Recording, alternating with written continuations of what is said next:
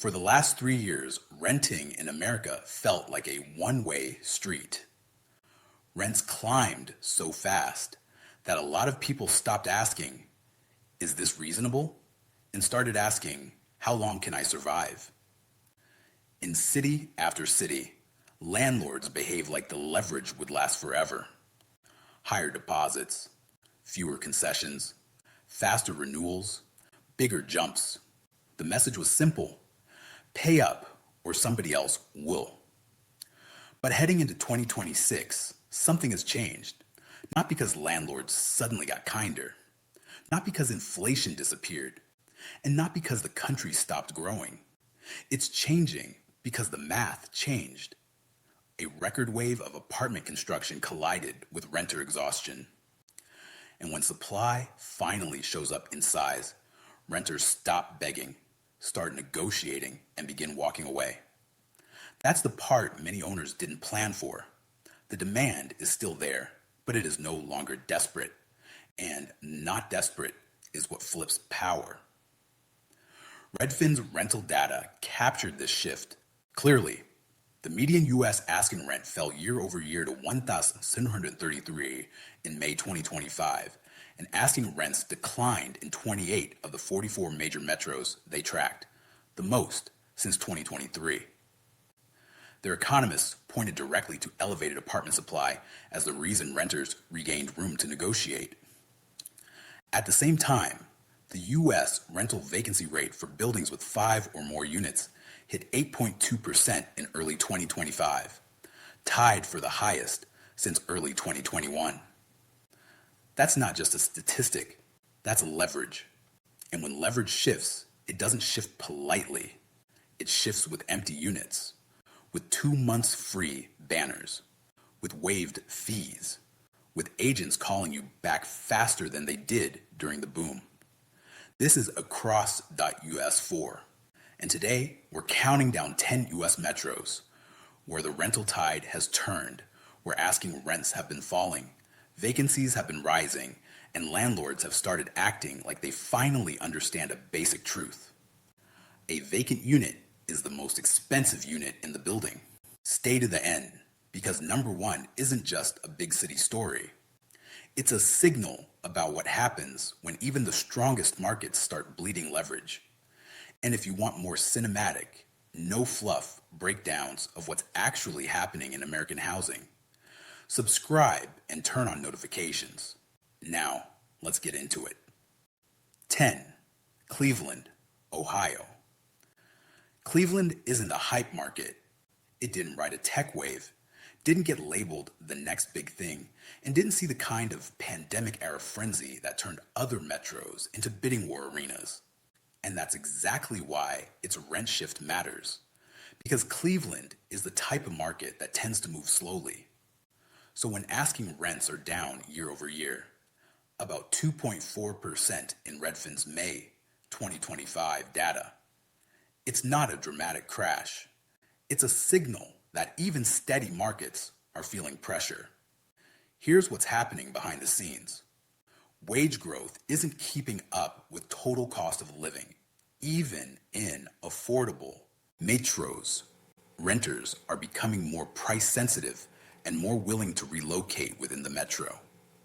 Newer buildings are competing harder, which forces older stock to respond. In these markets, landlords don't panic loudly. They panic quietly. They offer limited time specials. They relax screening standards. They throw in free parking. They accept shorter leases they used to reject. If you're a renter here, don't ask for a discount like you're requesting a favor. Ask like you're offering certainty. Landlords can survive lower rent. What they can't survive is unpredictability. 9. Denver, Colorado Denver became a magnet for the modern professional. Outdoor lifestyle, solid job base, strong migration, and the kind of social cachet that made rents feel justified, even when they weren't. Then supply arrived. In Redfin's May 2025 snapshot, Denver's asking rents were down around 2.9% year over year. That drop isn't just soft demand.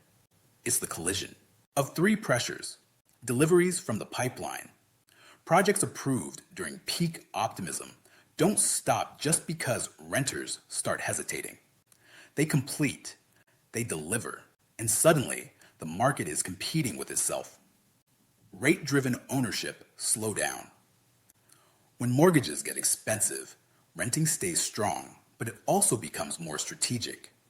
Renters shop harder because they know they're not buying soon. That creates a negotiation. Lifestyle migration normalization. The pandemic era relocation stampede cooled. Denver still attracts people, but not at the same urgency. And urgency is what made landlords bold. Denver is a perfect example of a market that can look healthy while owners quietly take hits. Because concessions don't always show up in the headline rent. They show up in the deal. Free month, reduced deposit, waived amenity fees, flexible move-in dates. When you see those, understand what they mean. The building needs bodies. 8. Phoenix, Arizona. Phoenix, built like this future was guaranteed. And for a while, that bet looked brilliant. Relentless inbound migration, new employers, new neighborhoods, and construction everywhere. But in Redfin's May 2025 data, Phoenix saw asking rents down around 3.0% year over year. Phoenix is a classic oversupply story. Developers didn't build for today's renter. They built for an idealized renter with perfect income, perfect credit, and zero hesitation. And that renter is rarer than the marketing deck suggested. When supply stacks up, buildings compete not just on price, but on convenience. That's why you start seeing move in by Friday, get 2 weeks free. We'll cover your first month of parking. Apply today. Fees waived. Phoenix also illustrates a brutal truth about modern renting. The unit isn't what costs landlords money. Debt does. A financed building with high expenses can't afford vacancy for long.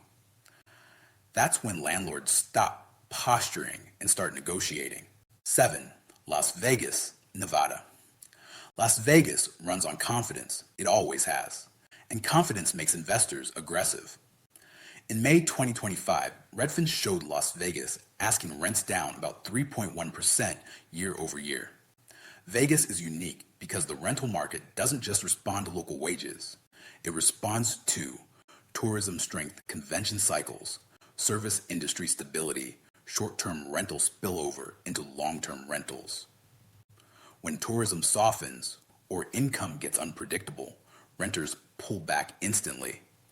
They get roommates. They move farther out. They negotiate harder. They stop absorbing increases. And here's the part landlords hate. Vegas renters are mobile. They don't romanticize the zip code. They'll move for 150. So owners in Vegas don't get leverage. They rent in a competitive arena. And right now, that arena is crowded. 6.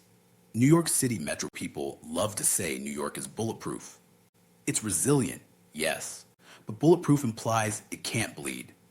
And that's not true.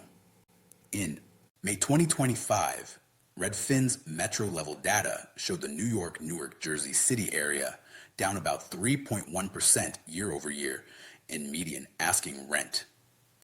That doesn't mean New York is collapsing. It means even New York is negotiating. And when New York negotiates, it signals something bigger. Renters are hitting a ceiling. A lot of younger professionals are doing the math and asking, is this city worth the premium anymore?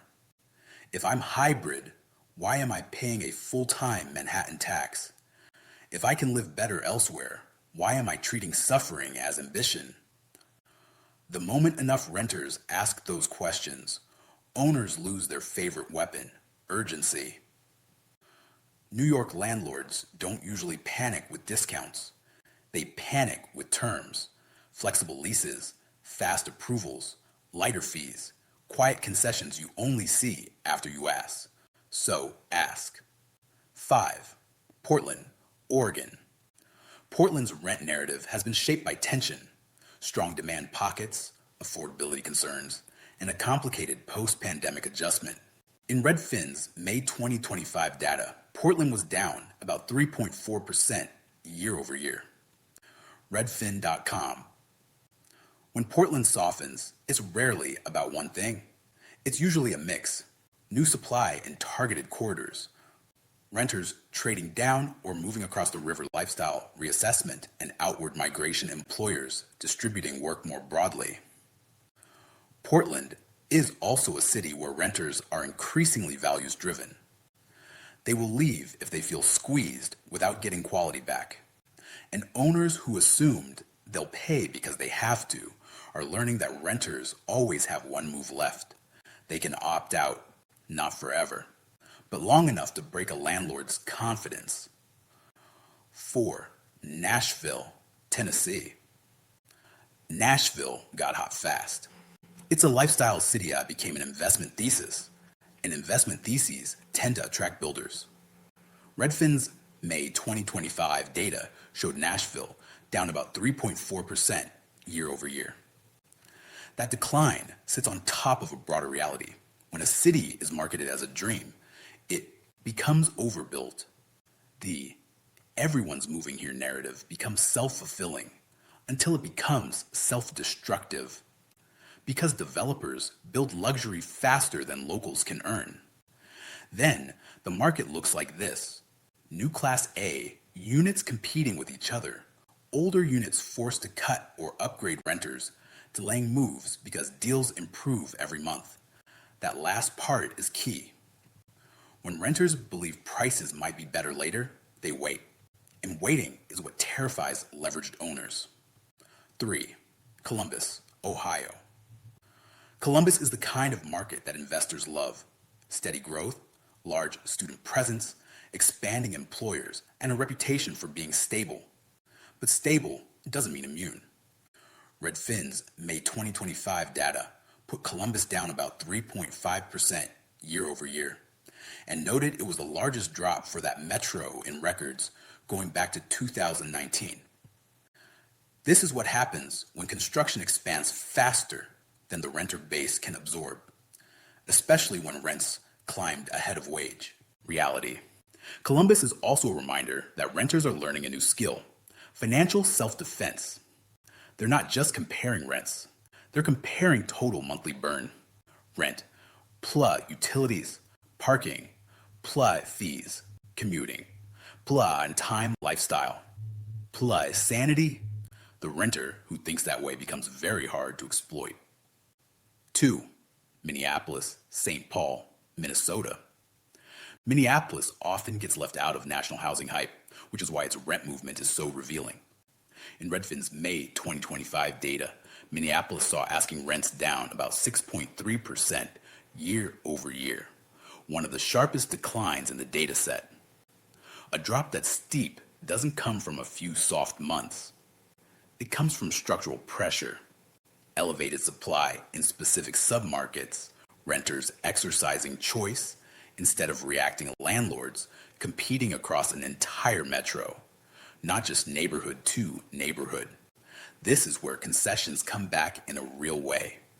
Free months, reduced deposits, flexible terms, and packages designed to stop the bleeding.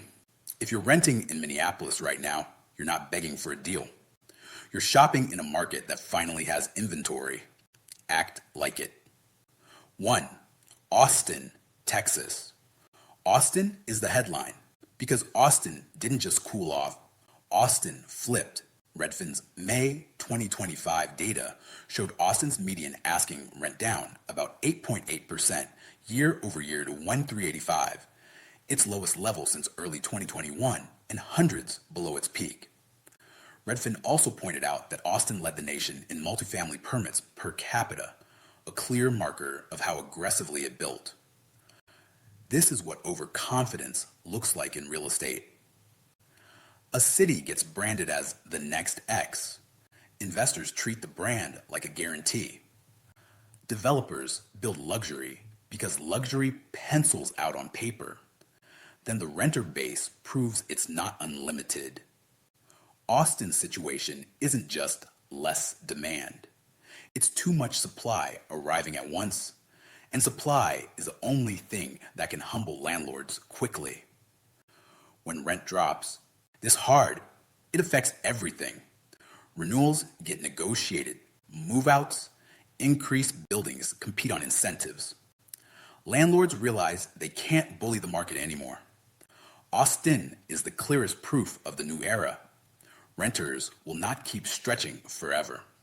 At some point, they stop paying, they start leaving, or they start negotiating with teeth.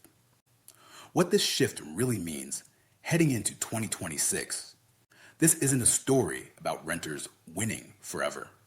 It's a story about gravity returning. Redfin's economists were blunt. Apartment construction has been near a 50-year high, and supply hasn't been keeping pace with demand, leaving many units vacant and giving renters power to negotiate. They also noted that as construction slows, rents may rebound. So here's the real takeaway. In overbuilt metros, the renter has leverage now. In supply-constrained metros, rents can still climb. And nationally, the market is fragmenting into winners and losers based on how much was built and how fast demand cooled. If you're renting in one of these 10 metros, don't just celebrate. Use the leverage intelligently. How to negotiate like the market has changed. Ask for concessions, not just lower rent. Landlords protect face value. They'll often give a free month before cutting the sticker price. Use competing listings as your weapon. Bring receipts. Same building comps, neighbor comps, new lease specials. Negotiate total cost. Parking, amenity fees, pet fees, deposit, move-in fees. Many can be reduced or waived. Offer what landlords crave. Certainty, stable income proof, strong references, willingness to sign when the terms make sense. Because in this market, reliability is currency. Across America, the rental market is reminding everyone of an old law. When supply rises and renters stop panicking, landlords don't hold the line. They fold quietly, strategically, and one concession at a time. You've been watching Across US 4. If this breakdown helped, you see the market more clearly. Subscribe, turn on notifications, and share it with someone who's still renting like it's 2022. Because the era of automatic rent hikes is fading in a lot of places, and the people who understand the shift early are the ones who benefit most.